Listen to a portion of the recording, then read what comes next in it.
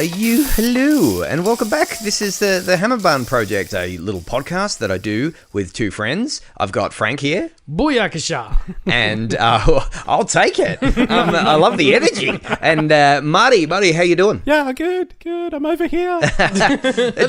Slightly different energy, but also equal. This episode of the Hammerbarn Project is called The Thin Brown Box. Let's be honest, my favourite show at the moment is the Australian children's television program Bluey, and we're going to talk about it and break it down. I can't get sick of this, and I can't get sick of doing it with you guys. What episode do we want to talk about today? This episode of Bluey is called Flat Pack. And that's most people's reactions hang there, on. Marty. This episode. Marty, you had something to say about the episode, or just flat packs in general? This was one I hadn't seen. And so I was expecting a few jokes about trying to put flat packs together. But then watching the episode, freaking blown away. It's so much more than that, isn't it? Yeah. I expect a few Allen Key jokes, but it's just crazy. Sometimes the name is what it is. Like episode just before, Dad Baby. That tells you pretty much the entire story of what's happening. But then sometimes there's things you go, this episode is titled this because on the surface that's what's happening. But underneath, you're just like, there's a whole nother story that is just a million miles away from Flat Pack and, that IKEA concept. You can hit me with a newspaper, but like copycat. That's a real subversive one. Heavy hitter. Absolutely. Oh, I'll just get this ready. Yeah. Oh, well, I get hit for a newspaper by talking about an episode we've already done. That's right. You get sprayed with the hose. Give us the bare bones of what Flat Pack is actually Please do, about. Marty. So Flat Pack. So it's a microcosm. It's really a triptych of intertwined metaphors around the evolution of humankind, or dogkind, I guess, really. It's really like a triple helix of DNA, like interwoven in this very complex way. For me, it has a very science fiction-y overtones, this whole episode. Actually. It's got some 2001 sort of references, and I reckon there's some science fiction nerds. But it's three stories of, on one level we've got the domestic comedy about building a flat pack thing from DogKEA, and then we've got a story of animal evolution, and then also the lifetime of a person, this narrative that Bingo's really playing out through the growth of a relationship and just how that moves on. So yeah, it's oh man, it's a heavy There is a lot to Flat Pack into There's that a lot of episode. unpack. There's a lot of stuff fit very carefully into a very small package. The ladies over at Gotta Be Done podcast, they actually interviewed Joe Brum, who's the showrunner, basically. And Flat Pack specifically got a mention, and they said, where do you come up with something like that? And he goes, I love the movie The Thin Red Line. Now, I don't know if either of you have seen it. I have not seen it. But he goes, I'll tell you, it's the only kids' television show that is tangentially related to The Thin Red Line. So if anyone out there knows that movie, you probably know more about this episode than we do already. So on the surface, there are the jokes about the flat pack. Oh, the shiny side's supposed to be up. No, I don't think so. And then 5 minutes later, oh no, the shiny side was meant to be up. biscuits. Here's a question for you guys. How many of the things in this episode about building flat packs have you experienced? Or other ones that you can remember? Because the one I love that's very subtle is not getting the right dowel size. Yeah. Like there's two different sizes of dowels when they're finally, no, we're going to do this. We're going to do it without the argy-bargy. It's like there's a shot of her finger trying to put some dowels in and it doesn't go in. And then we have the shot of the correct dowel going in. My goodness, that is completely... The one that triggers me was Bandit, where he's got the little Allen key and he's going to turn it and it just ping, it drops out and he drops it. And his look on his face is like, again. I was saying to someone recently, I can tell that I'm getting older. I'm not really an old man, but I can tell I'm getting there because you drop something and it's not like, oh, you gotta get down and get, but there is just a moment. I swear this is a new thing, because when I was younger, I probably dropped something and went, oh, I guess I'll pick it up, and I just popped down and go. But now when I drop something, it's just I have to pick that up. It's not, it hasn't ruined my day, but it's I didn't want to have to do this. I just love the little animations of how things get out of alignment. Yeah. Like when they drop the side piece and just you can see all the dowels sticking out one end. Just like, You have to get that whole thing back in. Like, You got it? that's Have you so got it? Have you classic. got it? Oh, babe, I sorry. thought you said you had it. I said sorry. It tests the closest of us, doesn't it? They're putting together a flat pack. And they set it up right at the very beginning. They come back Yes. and they're just like, we are never doing that again. Oh, no, I could live there. I know so many people who have exactly that completely different outlook on flat packs and where you get them. Just the fact that going to get the flat packs from DogKEA, you have to go through that whole winding experience to get the things. The cartoon dog says, to lay some kava down. I am not taking advice from a cartoon dog. I just A little think bit meta. Oh, that almost needed a look to camera. Yeah. Like Chilli or Bandit. I always get this thing of yours wrong, Brendan. The bit that makes you cry. It's very... What is should we just completely ditch the name? Because it's horrible. No, what do we think was Altered Willie's whimper in this episode? Altered Willie's whimper. I narrowed it down to two. There's one right at the end where, the kids are doing their thing and the parents finally realise what's happening. And Chilli's like, oh, we made them. Oh. Like, it's either that one or the one I actually had to put my money on right at the end where it's Bluey and Bingo and Bingo's like, I'm all grown up now. Thanks for looking after me, Mum. That's okay. Be safe. And then you're just like, oh, heartstrings. Yeah, it's tough, man. Those are definitely both up there. I think you probably got it in one, though, because living with my sister and, like, her hubby and their little one, I mean... My sister Erin is like my favorite person in the world, and she was born quite a while after me. We're 9 years apart, and so I was old enough to see her, like remember her coming home from the hospital, and remember her crawling for the first time, and just watching her grow into, like, there's not a step that she hasn't, like, made me super proud about the person that she's just become. And now we live in our family home, and her little one is learning to crawl and learning to walk in the same place that I saw her mum. And it's a very special time for me. I'm very grateful that it's just kind of turned out this way. There's been a lot of watching Erin say to her husband, Josh, we made that. We made that. Yeah, and so just seeing that sort of sentiment captured in the show, it's just very real for me at the moment. So I think that's probably the emotional tick of the episode for me.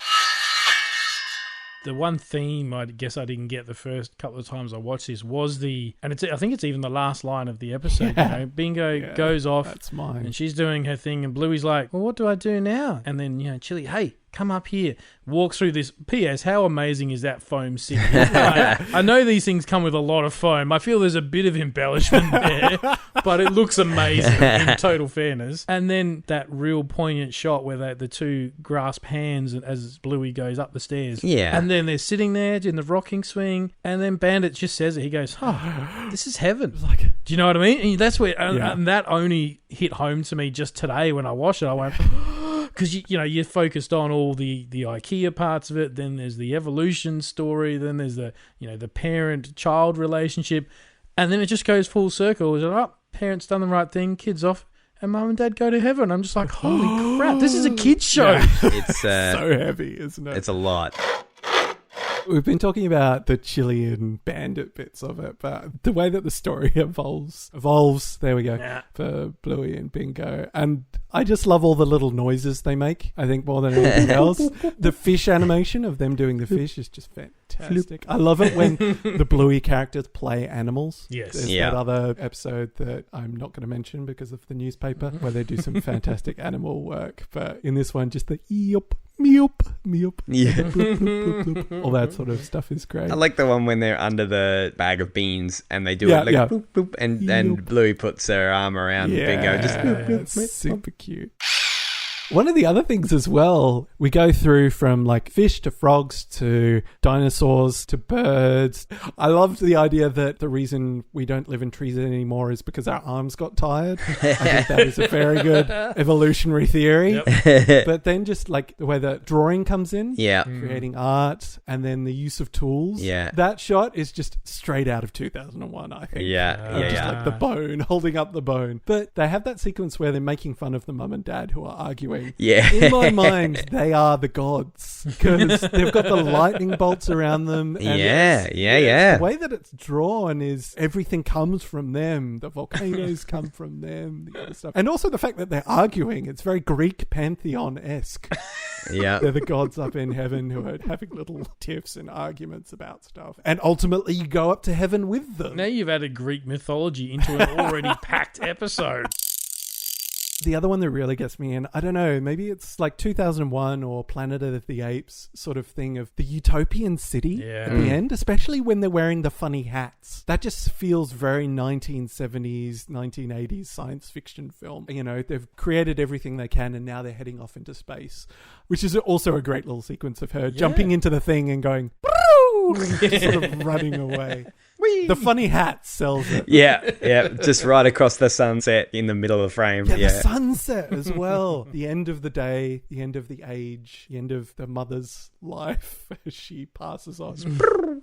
And I know you said that they might have embellished the amount of polystyrene there, but it might be the polystyrene or it might be just that open cell foam. I don't know. I couldn't feel it when I was watching the episode.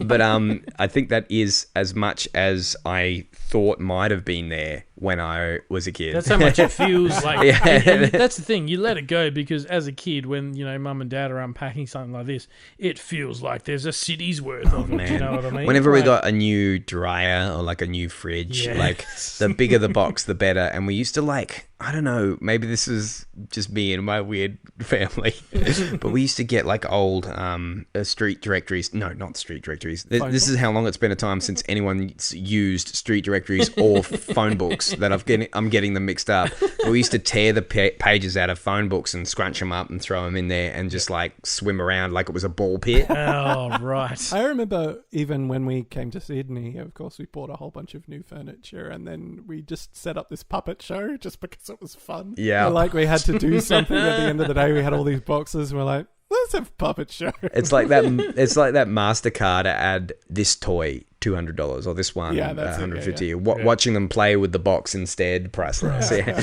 Annoying. The hats that they've got at the end, they're obviously the end parts. Yeah. I can always remember being fascinated by the weird shapes of these things. And it was like a city or a cityscape or like part of a robot or something, the way these things formed. So I remember you guys saying to me, oh, Marty, you're going to love this episode because you're a designer and you design these sorts of things. I'm going to have to come back and say that, you know, it's obviously about IKEA and IKEA doesn't have that much packing because they actually design to the boxes. So they design backwards. So like this many boxes will fit in a container. Okay, this is the shape of your box. Design a lamp that will fit in that box. So there should be absolute minimal packing material. Granted, yes, there are little bits of foam in various different things. But the sorts of ones you're thinking of, Brendan, are the ones that come in like speaker systems and stuff like that. And TVs. Massive amounts of padding. But like IKEA stuff, there was even stories of Ingvar Kamprad, the original IKEA guy, randomly going around and opening containers and making sure that people are like stacking stuff as full as possible. Oh, man. You know, that's their model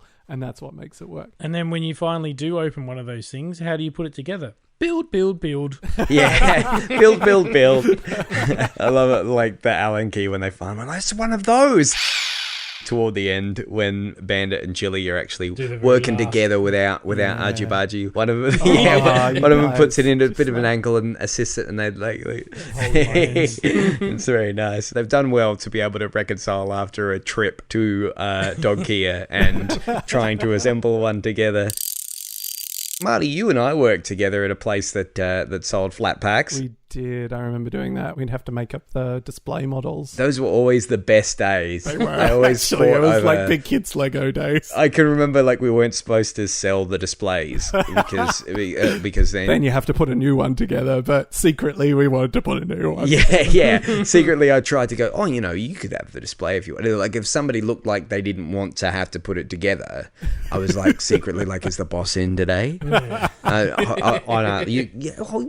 Look, you can have the display. I'll knock another one up together. There was this ironing board thing. It was a whole unit with drawers and everything, and it took like an hour and a half to put together. And that was like such a huge portion of my shift gone. It was so good. Just like, where's Brendan? Oh, he has to put together a display of this thing. Sorry, guys. I've got to do it. I remember I was going to mention it earlier when we were talking about like classic stuff-ups that you have while trying to put together flat pack stuff. Do you remember, Frank, us putting together that glass cabinet of yours? I was waiting for this story to come up. Actually, a good mutual friend of ours, Luke Cantley, just reminded me of that the other day. So Frank's got a lot of toys. Just a few. As you will learn from his other podcast, Toy Power. I'm looking at a lot of them right now. Mm-hmm. I can't fit them all in my scope at the same time. Is it in that room, Frank, or is it somewhere else? The actual cabinet? The cabinet has long since been dismantled, and I've used the glass for shelves. Well, there you go. It was one of those. Is it Detolf? Is that the actual name of it? Is it Detolf? Is that the model? I have no idea. You expect me to have the model Come on, range of like man. all the IKEA stuff? No, they're very popular amongst people who collect toys the same way that I do. see. But essentially, Gotcha. it's a let's say 3 8 foot shelf. high glass display cabinet, glass on all sides, glass door with 3 glass shelves in it. And I remember, what was it? We're putting it all together. We had it mostly together. And we're like, these doodads, they're meant to be the little doodads that go under the shelves. These little rubbery feet. Yep. Or maybe it was putting the feet on the bottom. It was like, Yeah, we're just you're going right. to tip it back. And so we're lying this thing back, completely forgetting that the 3 glass shelves that are in it are just They're not attached. not They just attached in any sit- way. They're sit just on a frame. They're just sitting. No. So as we lean it back, like the 3 shelves drop, fall backwards 90 degrees and go clang. Glass on glass, 3 glass shelves hitting the glass backing. We all froze. I think Luke was there as well at the time. Yeah, he was. We all froze and looked. Nothing was broken. We're just like, not only were we very stupid in that moment, but we were very lucky too. Like, Yikes. Yeah, the only way you're going to get another one of those shelves is by buying an entire other unit. Yes. Yeah. It's one of those moments where you're scared to look at it. You best go and have a cup of tea and calm down and then go back to see whether your fears are justified. There's some great Australianisms with the argy-bargy is a particularly nice one. Yeah. Without the argy-bargy. And the righto, when everybody's being told Yeah. off about it. righto. Oh, I guess it's all my fault. Yeah, right. I always obsess about details as well. I think animation detail, my favourite moment, is when Bandit's coming up after having dropped off the A-frame and Chilli says, oh, actually, we do need that right now. And he goes from a fairly happy walk into an arm-dragging sort of with the sound effect. It's like, it's really nice that Bandit's not the perfect... he starts off with, okay, boss, yeah, we're going to do this. And then it goes, Yeah. Okay, boss. Yeah, that's nice. goes straight into... And he has the classic pencil behind the ear for large portions of the episode. Yeah. And then there's one where he goes, where's that pencil gone? And it's not behind his Yeah. ear. And I was waiting for it to still be there, and because he forgets that it's there. But yeah, And also just the way that he shoos them off the A-frame is lovely as well. It's like, get off. It's like even that tiny moment of play. yes, It's just always there. Well, it's nice that as they're putting it together, the mum and dad learn to work together nicely, because I'm just like, I know this whole podcast is about getting caught up in this, so I don't feel silly about this. But they are cartoon dogs. But it's just so nice to see the way Bluey and Bingo play. Like when Bingo is ready to say, "Oh, but I'm not this anymore. I'm this," and Bluey's like, "Okay, oh man." When I see that happen in real life, I'm like, "Oh, that's a good kid." yep. That's a good just kid. Go with it. And it's just so nice to see. I don't know. I just think like kids are watching this and like their hero is Bluey, and it's like nice to see kids play, and you can still be imaginative and trade ideas, but still be like they don't have to all be your ideas. And I don't know. That's my little corner as the guy who doesn't have any kids. That's a valid point, mate. Yeah, but it is that now you pretend to be this, and she says no. And there's that concerned face, and then the follow-up face is just like, oh, smiling, yeah, okay, let's go with that. And it's so true. That's a perfect role model, really, isn't it?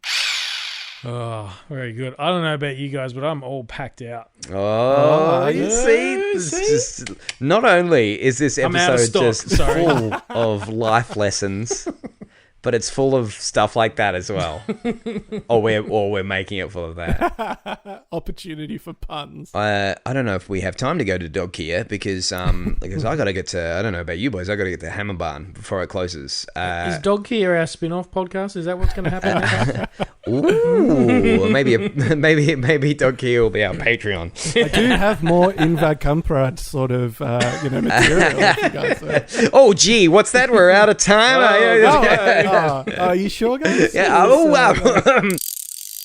Look, thanks for joining us. Thanks for joining me. Thank you, Marty, for joining Frank. Thanks, Frank, for joining me and Marty. Hey. Thanks for joining Frank and Marty.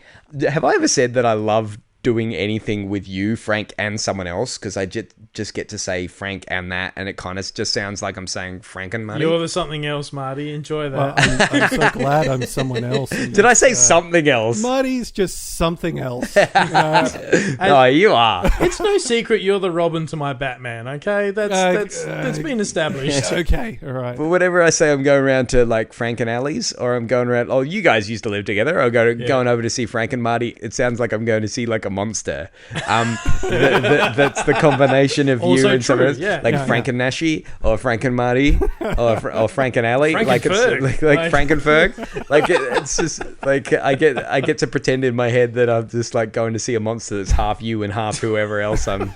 All right. On that note, I was kind of winding it up and then just completely so I forgot what my really clever sign out was going to be. But The newspaper is rolled up. let's just all imagine together the sign out was really clever. And so you can catch us all here next time. Hammerbarn, aisle 300, left at the fake grass. If you see a flamingo, you have gone too far.